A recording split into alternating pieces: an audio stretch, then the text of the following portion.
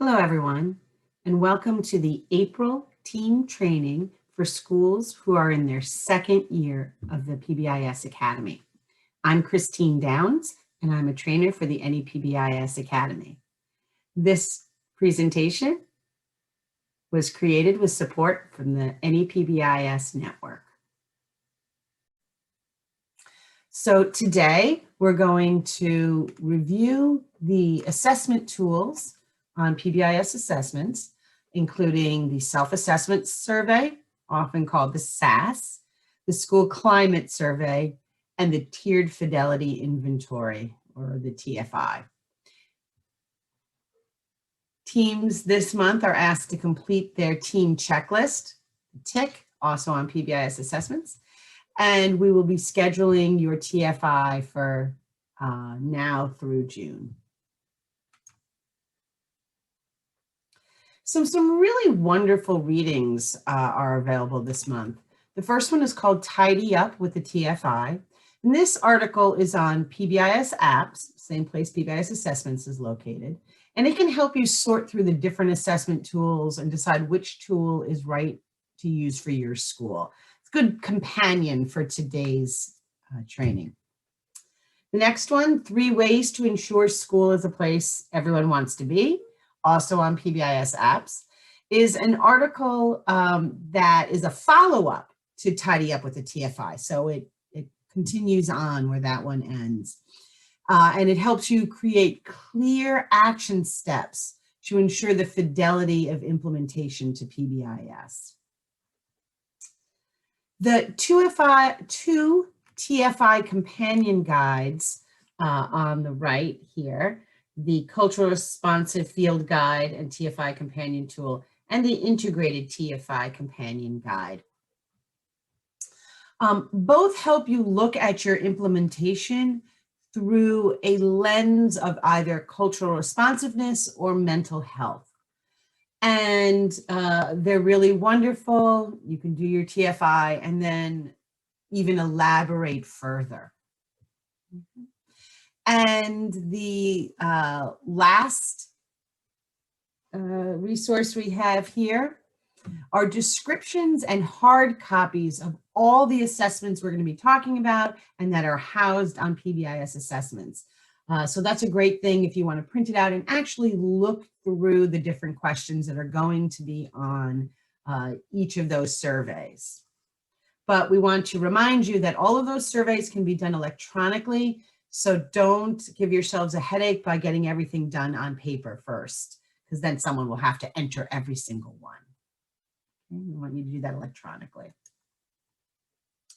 So first, we want to be sure that you have completed the team implementation checklist.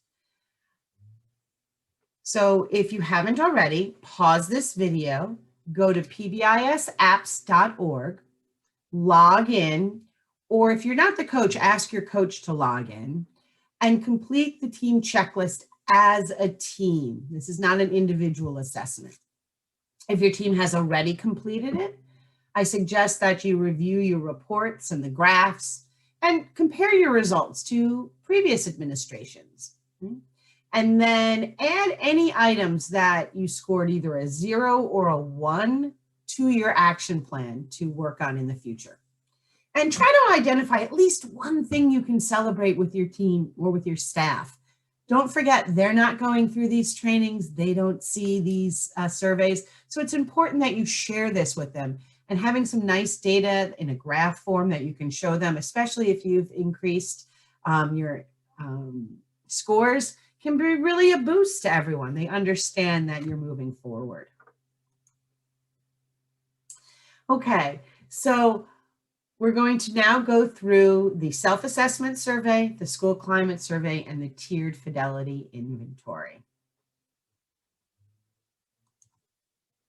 Okay, so the first one we're going to talk about is the self-assessment survey. And this is a progress monitoring survey, which also measures fidelity to implementation. How well are we implementing? It asks staff's perception of implementation status for different aspects of PBIS, and I'm going to show you some of those questions in the next slide. It asks staff to rate whether that feature is in place, partially in place, or not in place. And then it asks them to note, in their opinion, the priority for improvement, meaning is it a high priority, a medium priority, or a low priority to improve that feature. And it breaks down the survey into 4 categories: school-wide, classroom, non-classroom areas, and then individual student systems. It does take about probably 20 to 30 minutes to complete the survey. There is an electronic link you can send to your staff. We highly recommend you give your staff some time to complete this, perhaps at a staff meeting or a PD event. You will get greater response that way. We really want to try to get at least 80% of your staff response rate. This is for all staff, not just classroom teachers. So you want your paraeducators, your other support staff in your building, special areas teachers, even secretaries, and so on. Everybody in your building as you can get. And we recommend you do this annually. So although we're saying try to get your whole staff, there might be some times where you want to administer this survey and just have paraeducators complete it, or just have specials teachers complete it. So you really can get a sense of whether they have a different opinion from the whole school body.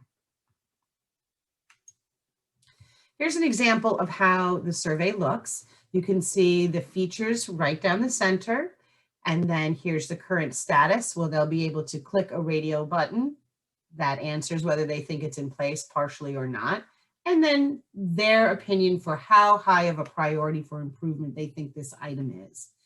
And if you look through these features, you can see they're very much the specific features of PBIS. So do you have a small number of positively stated student expectations or rules that are defined? Well, that would be your matrix. And if staff don't understand that that's what the matrix is, they might say that's not in place. You as a team may then realize, no, this is certainly in place. We're not doing a good enough job communicating that to staff. So sometimes some of the results here might be a lack of communication between your team and the faculty and the staff, or it could be that you truly have not gotten that piece rolled out yet. So you may not have worked on your consequences for problem behaviors yet. If that comes out not in place and a high priority, you can let staff know, we're going to be working on that shortly, or it's coming up, and we're going to present that to you. So these should look very familiar: teaching behavior, rewarding behavior, and so on.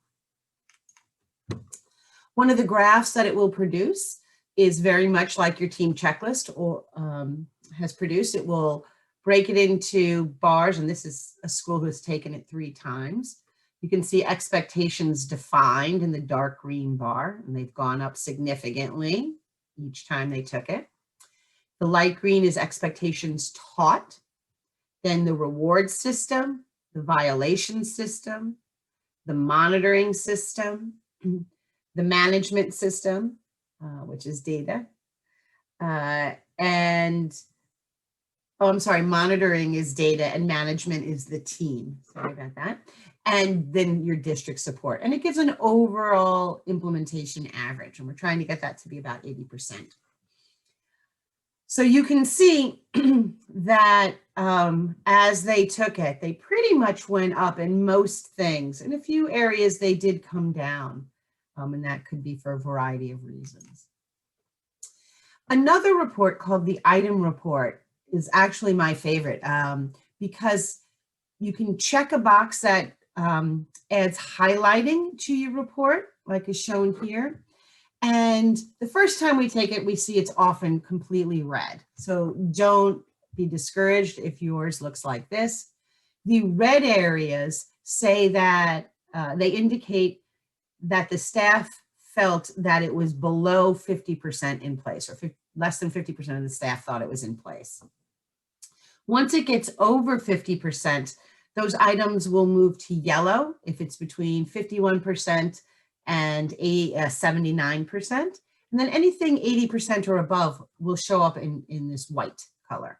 So you can see from one year to the next, they implemented PBIS, staff saw it being implemented, and then when they took it the next time, they were able to definitely indicate that those things were in place and things were doing much better. And now these red areas can be your high priority areas for your action plan going forward. And you can always come back and show this. And I think once you've taken it twice and you have this difference, it really speaks volumes to the staff.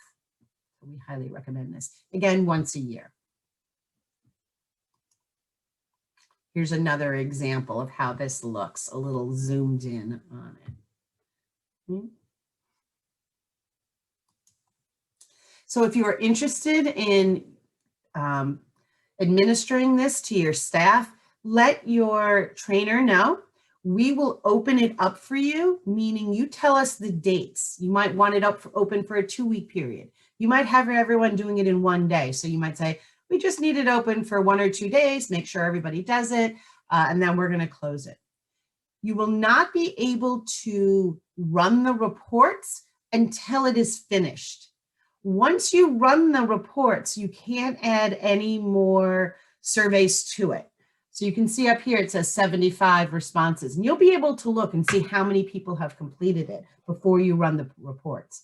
So if you see it's only 12 people, you can reach out to your trainer and say, can you open that for another 2 weeks? We're going to really push our people, or give them time to finish it. And then we can extend your time and people can continue to take the survey. Again, once you complete the survey period and then you run the reports and it compiles everything, then that's set. You can't add any more surveys to it. Okay, the next survey we're going to cover is the school climate survey. This assesses students, staff, and families' perspective of the overall climate in your building. Right? This survey not only asks climate type questions, but also some demographic questions about the responders. So you can look at it by different groups. There are 2 student formats, one for elementary students that goes really grades 3 through 6. 6 can go either way. And then there's middle high school that goes 6 to 12. So depending on the level building you're at, if you're an elementary school that goes up to 6th grade, you can use the elementary survey. Otherwise, if you're a middle school that's 6 through 8, you probably give everybody the middle school, high school one. There's also a survey to give staff and one to give families. So if you don't do something currently like Panorama, this is a wonderful thing to use. And you can administer it to just the students or students and staff or maybe families, and they can be done at different times of the year if you wish.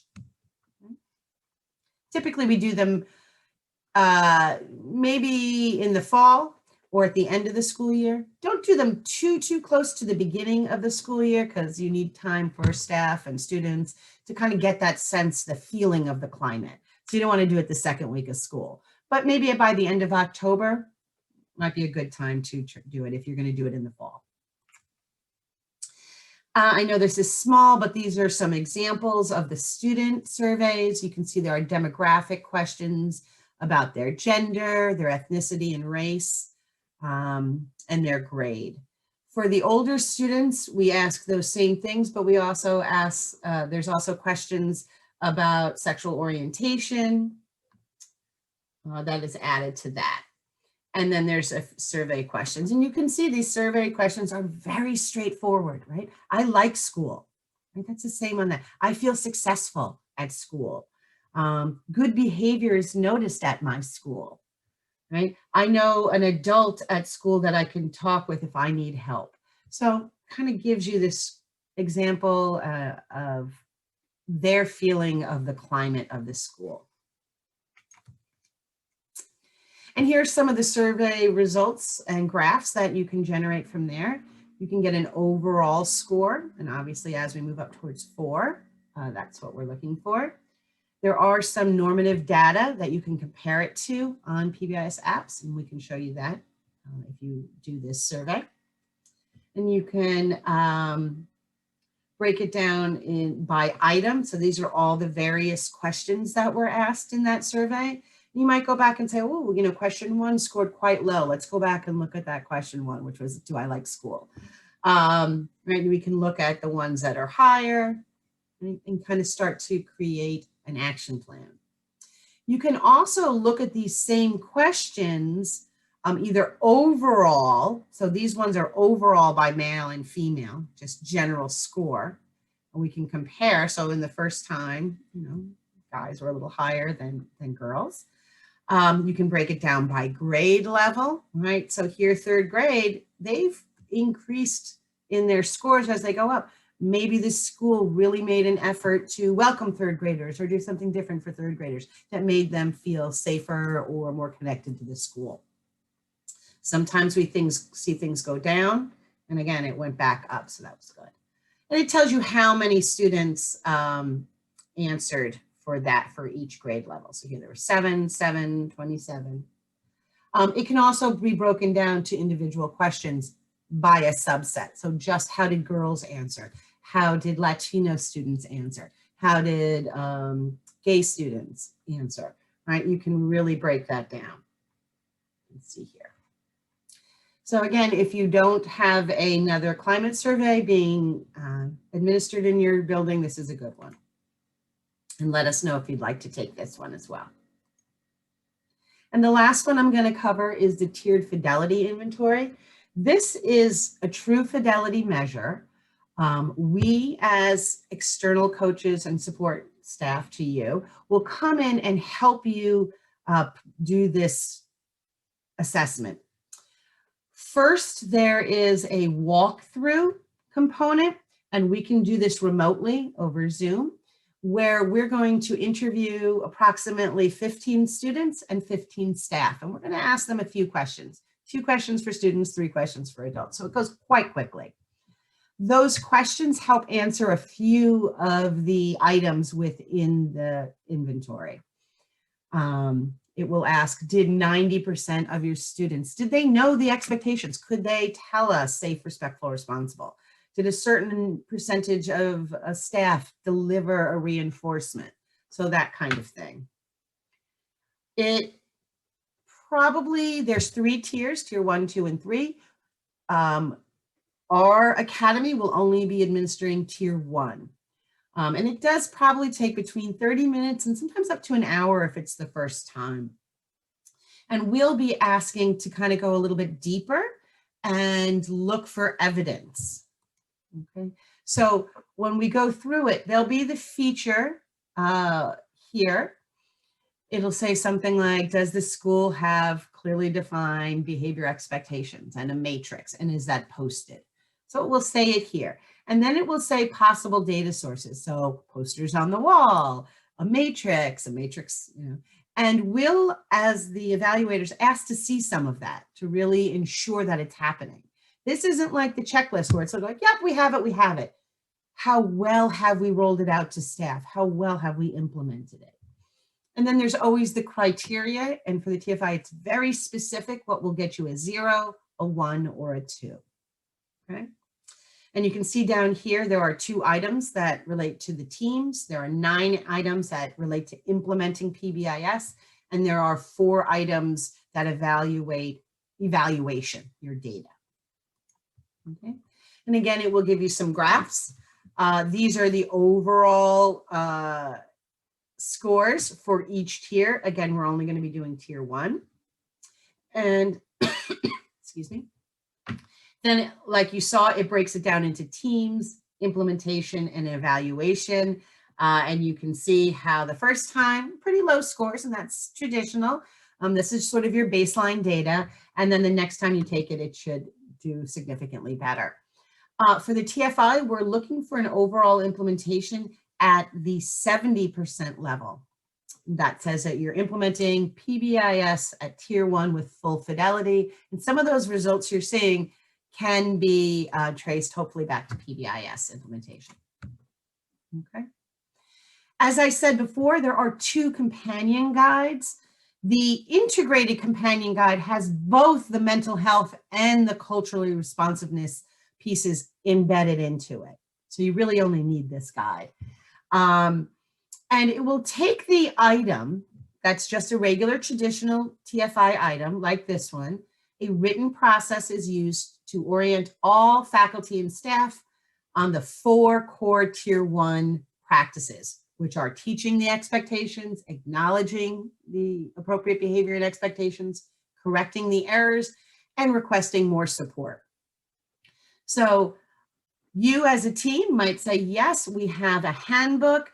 We go over with our faculty and staff when they come back to school in August.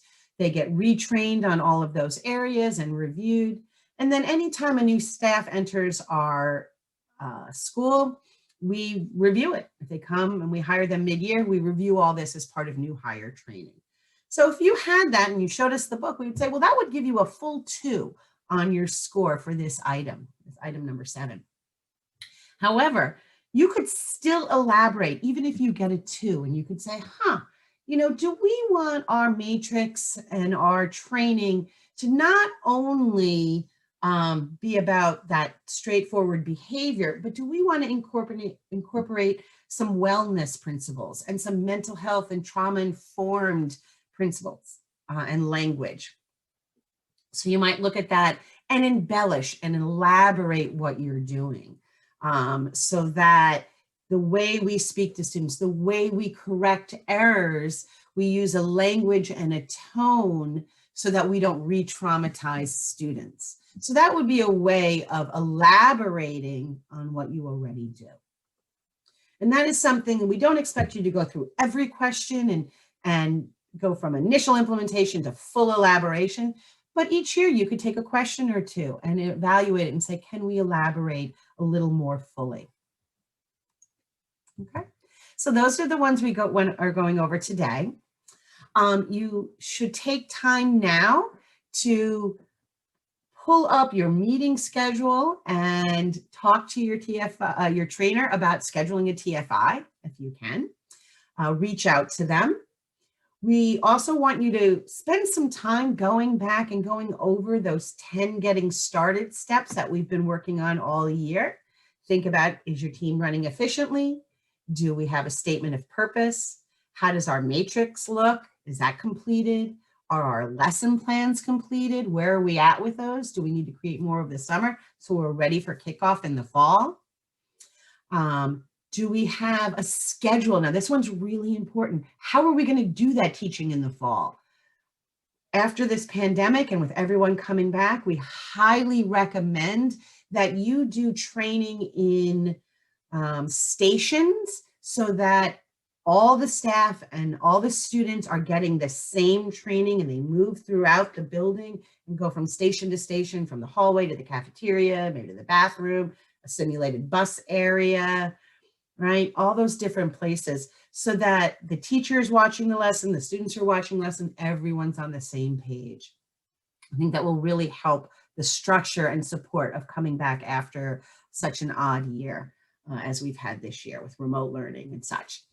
Do remember that PBIS is well balanced, so we have all these proactive things, but that we are going to have that continuum for responding as well as acknowledging. So we're going to acknowledge the appropriate behavior, make sure everybody knows how that acknowledgement system works, but we also have this system for responding. So do we have clear definitions for our problem behaviors? Have we divided up class and office managed behaviors and created one of those flow charts or a grid for how to respond? Those are really important. And then lastly, we started talking about database decision making. Sharing our data, our discipline data, our attendance data, all sorts of data we're collecting. Are we looking at it to make decisions and then sharing that back with staff? Okay, and supporting our staff as well. They need to be acknowledged and supported. So think about all of those things. Think about planning for next year, getting all your team meetings on a calendar so that they're in place, getting your PD, getting on the agenda for your staff meetings, all of these things. The more you can do ahead of time, the more it will pay off next year. Okay.